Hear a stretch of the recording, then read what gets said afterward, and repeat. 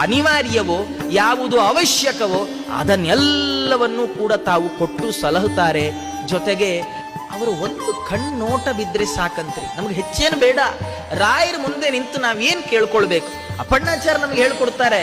ಅವರು ಹೇಳ್ತಾರೆ, ರಾಯರ ಮುಂದೆ ನೀವು ನಿಲ್ತೀರಲ್ಲ, ರಾಯರ ಮುಂದೆ ನಿಂತಾಗ ಅವರನ್ನು ಕೇಳಿ, ಸ್ವಾಮಿ ನಂಗೆ ಒಳ್ಳೆ ಮನೆ ಬೇಕು, ಒಳ್ಳೆ ಕೆಲಸ ಬೇಕು, ಒಳ್ಳೆ ಸಂಬಳ ಬೇಕು, ಒಳ್ಳೆ ಉದ್ಯೋಗ, ಮತ್ತೊಂದು ಬೇಕು, ಮಗದೊಂದು, ಅದೆಲ್ಲ ಕೇಳಬೇಡ್ರಿ.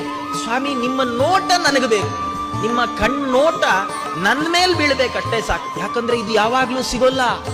ನಾವು ರಾಯರನ್ನು ಯಾವಾಗ ಬೇಕಾದ್ರೂ ನೋಡ್ಬೋದು, ಆದ್ರೆ ರಾಯರು ನಮ್ಮನ್ನು ಯಾವಾಗ್ಲೂ ನೋಡಲ್ಲ.